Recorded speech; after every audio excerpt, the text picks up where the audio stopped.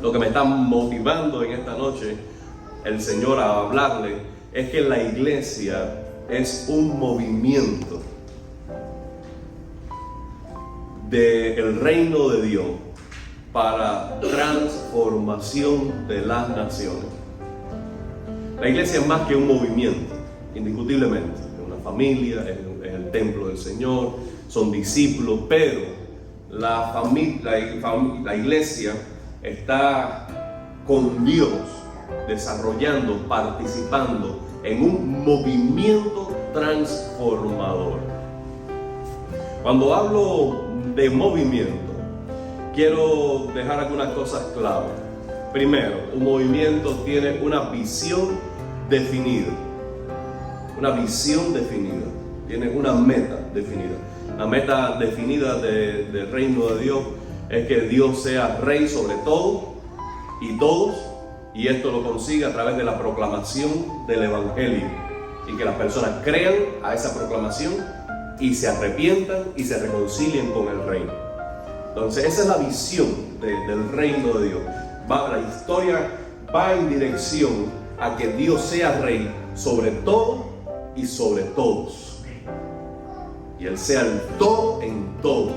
Y nosotros, teniendo esa visión clara, avanzamos en la historia colaborando con Dios para que todos vengan a los pies de Él. Ahora, el reino de Dios tiene valores, y esto también lo tiene también un movimiento. Tiene valores bien claros. Algunos de los valores fundamentales del reino de Dios aparecen en Mateo capítulo 5. Bienaventurados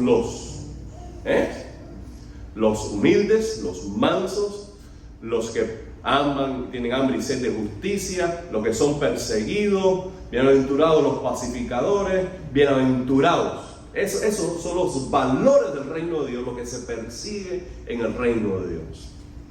Un movimiento, igual que la iglesia, tiene entonces una comunidad que se ha comprometido con la visión y que se abrazan unos a otros en unidad para vivir esos valores.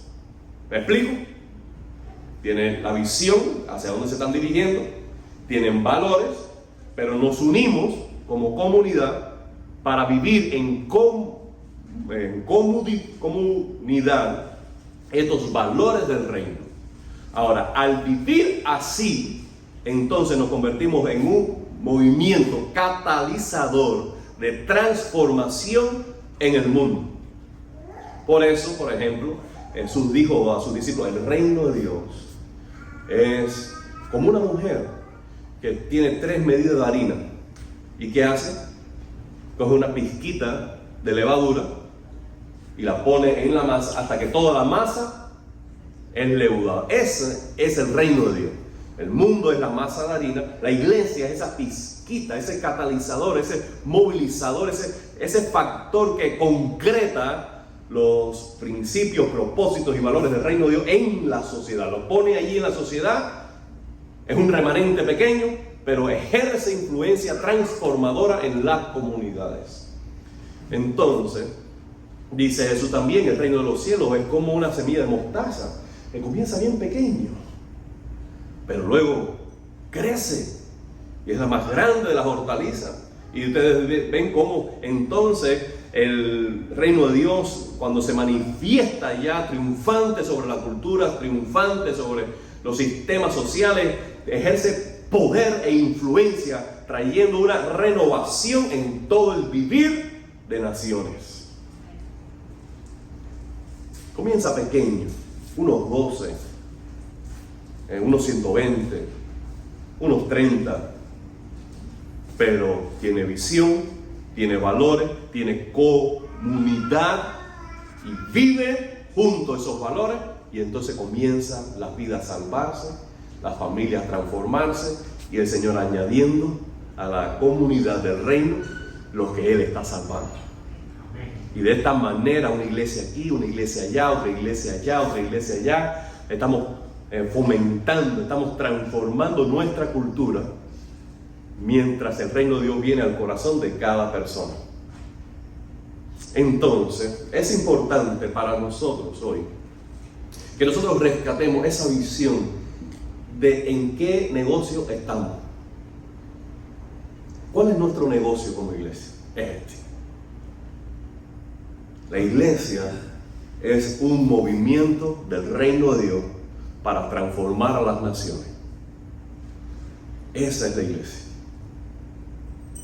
Por tanto, nosotros vemos aquí en Hechos 17:6 que se dice una vez más, pero no hallándolos, hablando de Pablo y Silas, trajeron a Jasón y a algunos de los hermanos ante las autoridades de la ciudad, gritando: estos que trastornan el mundo entero han venido también acá. Amado hermano, ¿quiénes están diciendo eso? Bueno, lo están diciendo los enemigos de la iglesia, los enemigos del evangelio. Lo que están diciendo es una acusación. Estos están trastornando el mundo. Estos son unos revoltosos. Ahora, ¿por qué lo dijeron? Porque Pablo y Silas estaban predicando fielmente, valientemente, bajo la unción del Espíritu Santo, el Evangelio de Jesucristo en Tesalónica. Estaban causando un impacto profundo en la sociedad. Las personas se estaban arrepintiendo, se estaban convirtiendo de la idolatría, volviéndose al Dios verdadero. Las personas estaban abandonando la cultura que estaba dañada y torcida por la idolatría. El pecado estaba institucionalizado en la sociedad y la cultura ya estaba siendo menos atractiva, y ellos estaban buscando el reino de Dios y dando la espalda a su vida en la ciudad tal y como la tenían hasta ese día.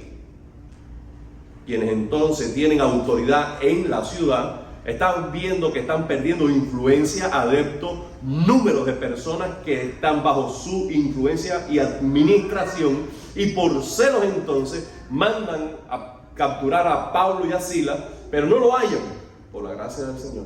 Pero a quienes los encuentra dice: pero a alguien nos vamos a llevar. Y entonces cogen a Jasón y a estos hermanos y dice: esta gente son unos revoltosos, están causando problemas en todo el mundo y vinieron aquí también. Ese es el contexto. ¿Quiénes lo dijeron y por qué lo dijeron? El evangelio realmente estaba causando un impacto que molestaba a algunos. ¿Qué significa realmente la frase que trastornan el mundo? Bueno, literalmente es poner las cosas patas hacia arriba. Patas hacia arriba. Ustedes recuerden cómo en 2 ocasiones al menos en el Evangelio de Juan Jesús visita el templo. Lo hace al comienzo de su ministerio y lo hace al final de su ministerio, y en ambas ocasiones él entra y está descontento por el estado común del templo. ¿Y qué hace él? Él voltea las mesas.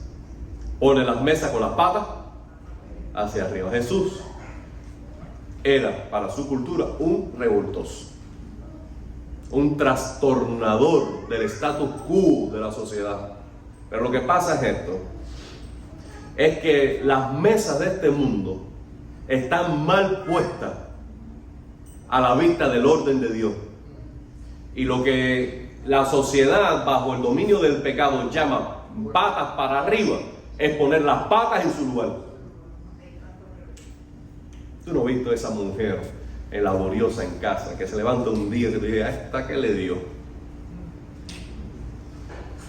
Y empieza a mover mesa y levantar sillas y mover para acá y para acá, y las cortinas un nudo y sacos de ropa moviéndose.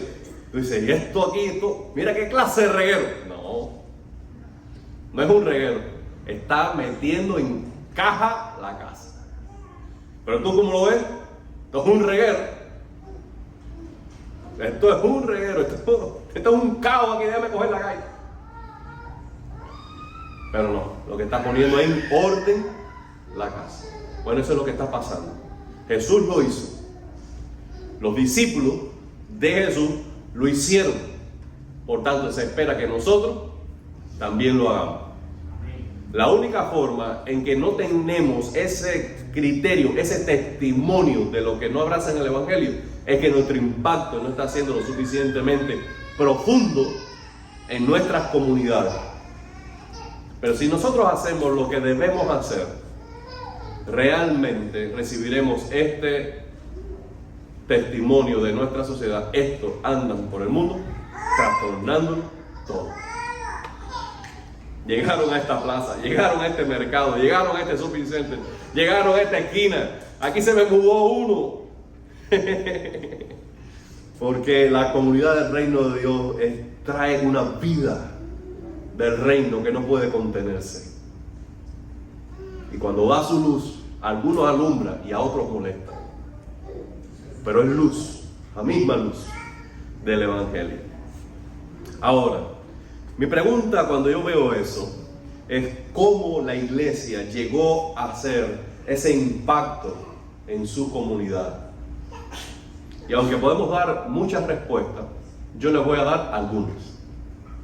Primero, ellos pudieron causar ese impacto porque supieron depender, esperar por el poder del Espíritu Santo. Cuando leemos Hechos 1:8, Jesús dijo: y recibiréis poder cuando haya venido sobre vosotros el Espíritu Santo. Allí mismo en el primer capítulo de Hechos, Jesús dice: no se vayan de Jerusalén hasta que hayan recibido la promesa del Padre, del Espíritu Santo.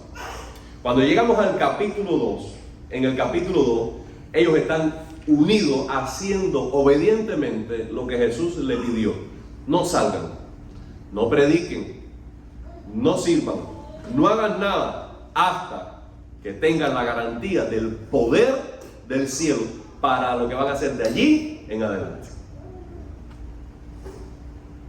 Amado hermano, el libro de los Hechos tiene varias experiencias únicas con el Espíritu Santo. En Hechos capítulo 2 tiene el Pentecostés. Pero cuando los apóstoles comenzaron a predicar, ellos, los que escuchaban, recibían el Espíritu Santo. Cuando en Hechos capítulo 10 el centurión Cornelio estaba recibiendo a Pedro en casa y Pedro comenzó a predicar el Evangelio, ellos recibieron el Espíritu Santo y comenzaron a hablar nuevas lenguas. Cuando nosotros vemos que está llegando Pablo a aquella comunidad de creyentes, de discípulos de Juan, y le dice: pero ustedes recibieron el Espíritu Santo. Y ellos dijeron: nosotros no sabíamos ni que existía el Espíritu Santo. Y entonces ellos le presentaron el Evangelio y orando por ellos, imponiéndole las manos, recibieron el Espíritu Santo. Amado hermano, el libro de los Hechos, podemos verlo reiteradamente, la dependencia que tenían los discípulos del Espíritu para hacerlo todo. Además de eso, vemos la iniciativa del Espíritu, convenciendo de pecado, guiando a los apóstoles, dándole testimonio de lo que era la voluntad de Dios, lo que agradaba a Dios, llenando de gozo la iglesia, dando valor para la predicación. Hay un desborde de la acción del Espíritu Santo en el libro de los Hechos como en ningún otro libro en toda la Biblia. Por la unción, por la sensibilidad, por la guianza, por el poder del Espíritu, es que la iglesia pudo llegar a dar ese impacto en su comunidad. Amado hermano, si queremos como iglesia hacer lo mismo, debemos empezar al menos profundizando en la doctrina del Espíritu Santo. ¿Quién es el Espíritu? ¿Cuáles son sus dones? ¿Cómo es su carácter? ¿Su personalidad? ¿Su divinidad? ¿Su acción en la iglesia? Hablar del Espíritu Santo. Yo creo que a veces los que tenemos raíces bautistas hemos delegado estos temas a movimientos y manifestaciones de iglesias puramente carismáticos. Y a veces pensamos que hablar de los temas del Espíritu Santo es como si nos estuviéramos moviendo de el centro del Evangelio. Pero no es así. No hay vida cristiana normal sin la llenura del Espíritu Santo. Por tanto, hay que conocerlo, hay que estudiar, hay que también quitar toda barrera interior, confesar todo pecado, rendirnos, humillarnos delante del Señor y que Él nos llene de su Espíritu. Que el Espíritu tome control de nuestra forma de pensar, de nuestras respuestas. Que Él tome control en la base central de nuestra persona. Y que cuando nuestra alma sienta que ha dicho algo, que ha hecho algo que entristece el gozo del Espíritu en nuestra vida, corramos a pedir perdón. Corramos a limpiarnos. Que el fuego, la pasión, ese avivar del Espíritu en la vida cristiana, que cuando sientas que pierde fuerza, tú lo alimentes. Con palabra, con comunidad, con oración, con ayuno, con vigilia, con memorización de las Escrituras. Que prendas fuego, leña a ese fuego para que se avive en tu corazón. Porque la acción del Espíritu Santo en tu vida no depende de ninguna manera de tus sentimientos. Él está, aunque tú no lo sientas. Él trabaja, aunque tú no lo sientas. Él habla, aunque tú no lo sientas. Porque Él no está condicionado a tus sentimientos.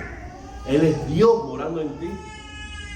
Por tanto, lo que uno tiene que hacer no es reaccionar a cómo te sientes en respecto a su relación, sino avivar tus sentidos espirituales para que tú puedas experimentar por la fe lo que Él ha prometido que es capaz de hacer en tu vida.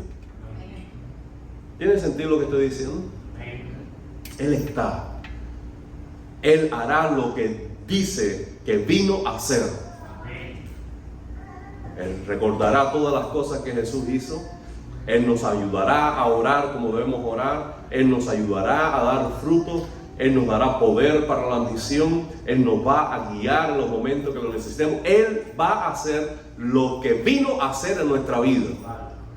Solamente tenemos que ser sensibles a su presencia y a su trabajo en nosotros y a través de nosotros. Sin el Espíritu, sin una comprensión del Espíritu, sin una vida en el Espíritu, no hay impacto que podamos producir en nada ni en nadie. El segundo elemento que veo allí en el libro de los Hechos es la centralidad del Evangelio y la proclamación fiel de por hombres que tenían el carácter coherente con el mensaje que predicaban y bajo el poder del Espíritu. Por ejemplo, ahí podemos ver una relación directa siempre entre el Espíritu y la predicación fiel del Evangelio. Vino el Espíritu Santo en Hechos capítulo 2 en Pentecostés, se levantó Pedro y comenzó a predicar. ¿De qué predicó? De Cristo, a la luz de las Escrituras del Antiguo Testamento, de su vida, muerte, resurrección y exaltación en gloria, para que todos le reconozcan como Señor. Ese es el mensaje de Pedro. Él lo hizo primero lleno del Espíritu, pero después esa palabra encarnada en su corazón fue usada por el Espíritu para traer convencimiento, convicción de pecado, y después el Espíritu salvó a esas personas que creyeron y fueron bautizados. Es decir, que el Espíritu haciendo su obra a través de la palabra predicada, y el contenido para la salvación es el Evangelio: Cristo, vida, muerte, resurrección y exaltación, y la respuesta de fe y de arrepentimiento de quienes escuchen. Este testimonio, esta vida evangelística, esta compasión por las almas, esta centralidad en el Evangelio, este compromiso por dar a conocer a Jesús en todo lugar, lugar, a cada persona, en cada circunstancia, es central para hacer un movimiento del reino de Dios. Una iglesia que es asistente solamente no causará ningún impacto. Una iglesia que acumula bienes, tesoros o posesiones no causará ningún impacto. Solo el compromiso con el testimonio, la predicación de cada uno de sus miembros, conscientes de que son sacerdotes de Dios y que tienen un llamado personal que no pueden eludir delante de Dios, es que la iglesia causa un impacto en su comunidad. La predicación del evangelio. Yendo, decir, el reino de los cielos se ha acercado. Arrepiéntense y crean en el evangelio. Somos pues embajadores en nombre de Cristo, como si Dios rogase por medio de nosotros. Os rogamos en nombre de Cristo, reconciliados con Dios. Y por todo el mundo y predicad el evangelio. Esa es la gran comisión de Marcos. ¿Se dan cuenta? Nosotros podemos hacer muchas cosas buenas, pero esto es lo que se nos ha concedido. Se nos ha concedido el mensaje de quién es Cristo, quién ha hecho y cómo debemos responder a Él. Eso es un tesoro que se nos ha concedido a la iglesia. Y nos ha dicho, testifícalo, proclámalo, apuesta tu vida porque todos conozcan ese mensaje. Así que eso es más importante que diezmar, eso es más importante que sacrificarte, eso es más importante que cualquier otra cosa en la vida. Puedes hacer todo en la vida, si no haces eso, has perdido el centro de tu esencia de que es seguir a Jesús.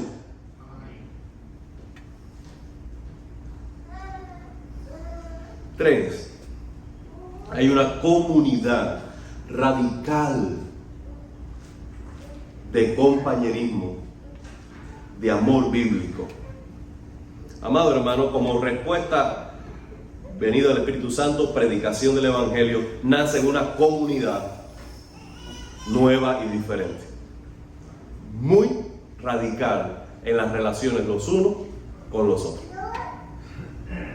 Cuando leemos capítulo 2, versos 42 y 47, usted puede buscarlo en su Biblia si usted quiere.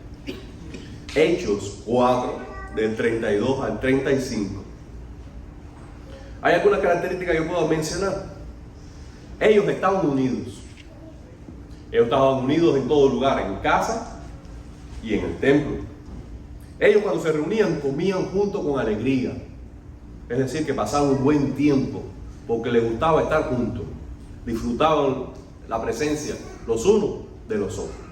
No tenían apuro, les gusta estar juntos. ¿Qué hacían?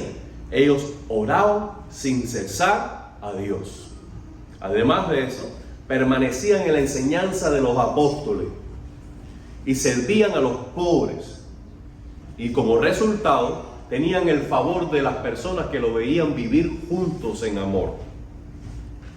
Ellos vendían lo que tenían y lo ponían a los pies de los apóstoles para que los apóstoles fueran quienes administraban la finanza para toda la comunidad de creyentes de Jerusalén. Era una vida, un mensaje de Pedro y del Evangelio que cambiaba al individuo, pero que lo hacía volverse a Dios y volverse a su semejante, reconociendo la imagen de Dios en ellos, y entonces formando un nuevo cuerpo, una nueva comunidad diferente, en medio de lo ordinario de la vida, una comunidad extraordinaria. Jesús ya lo había dicho, ustedes mis discípulos son como una ciudad sentada sobre un monte. Siempre nos acordamos que la luz, ¿verdad? Antes de mencionar la luz, Él dice, ustedes son como una ciudad sobre un monte. ¿Sabes por qué? Porque el bohío del Guajiro, que está en la cima del monte, todo el mundo lo conoce. Tú mismo ves, mira, ahí está bueno, esa es la iglesia.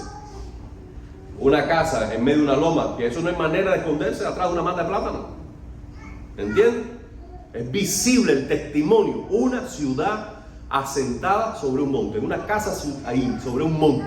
Es visible. ¿Por qué? Porque tiene que dar testimonio de quién es sobre Cristo a todo el que le ve. Por eso después dice, ustedes son la luz y ustedes son la sal. Pero ustedes son, no tú eres. ¿Me explico? Lo que Jesús está diciendo es que nosotros juntos, como comunidad, somos el testimonio del mensaje que predicamos y que nos ha salvado en lo individual.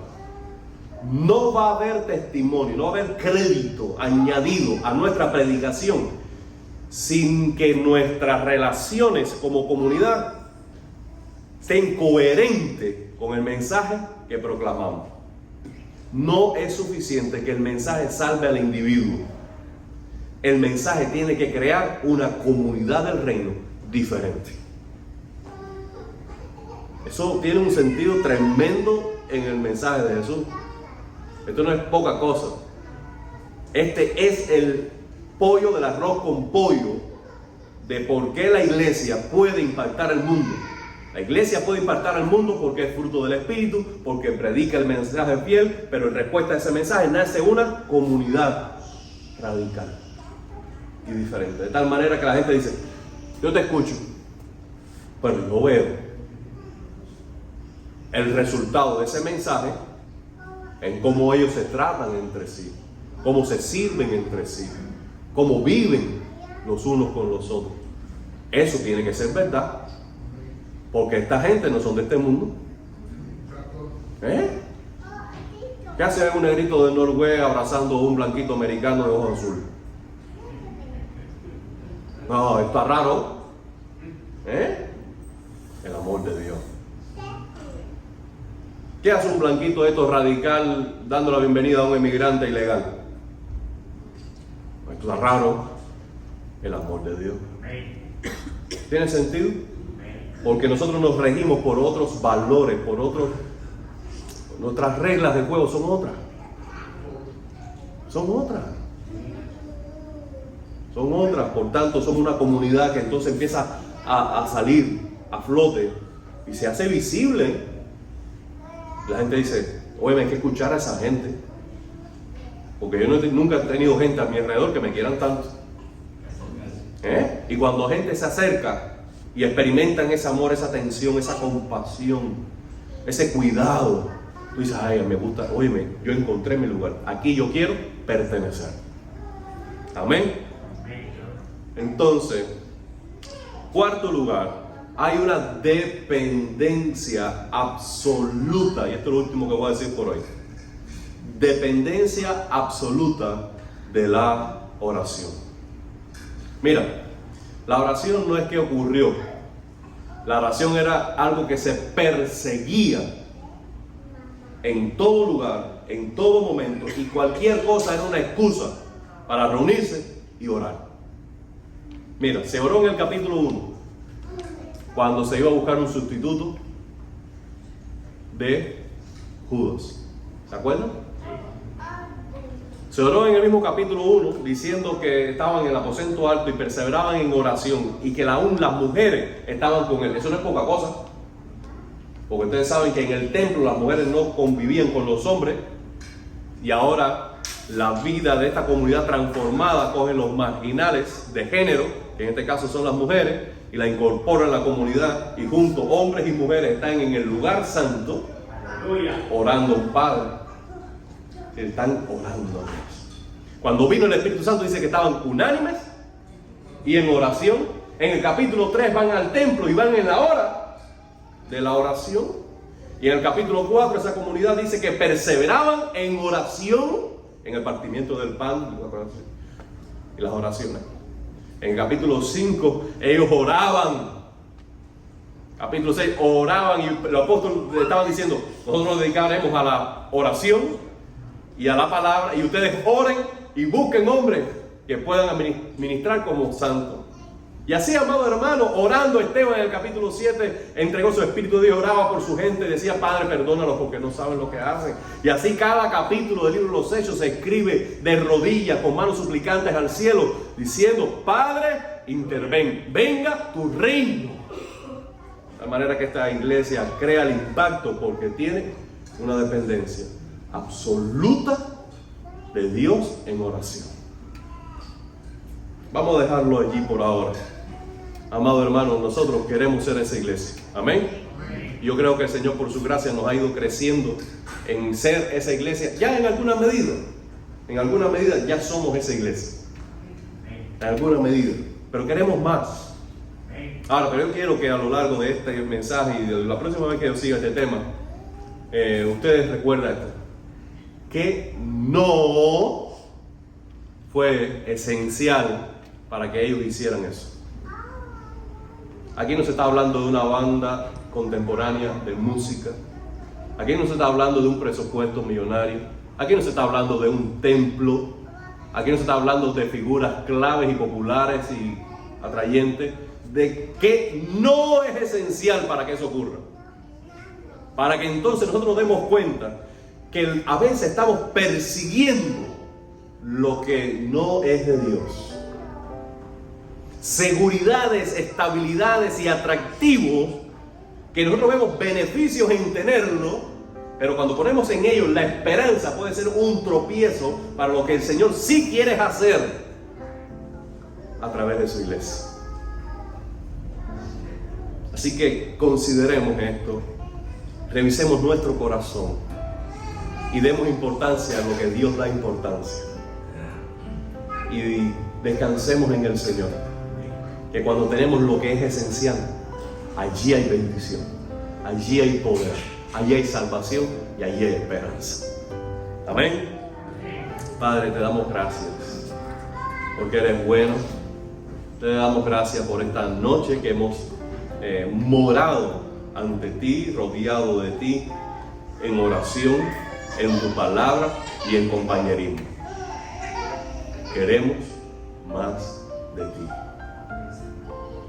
Padre, ayúdanos a visualizar lo que es tuyo, lo que es del reino tuyo, lo que es del rey diferente, y que nosotros podamos despojarlo de toda banalidad, de todo aquello que es terrenal, pasajero, que pudiera ser bueno y atrayente, pero que no es esencial. Por tanto, no debemos refugiarnos en él. Y que podamos nosotros, Señor, celebrar, enriquecer, perseguir lo que sí es tuyo, lo que sí es eterno, lo que sí tiene poder, lo que sí tiene peso de gloria. En el nombre de Jesús. Amén y amén. Gracias por venir esta noche. Me hacen feliz cada uno de ustedes.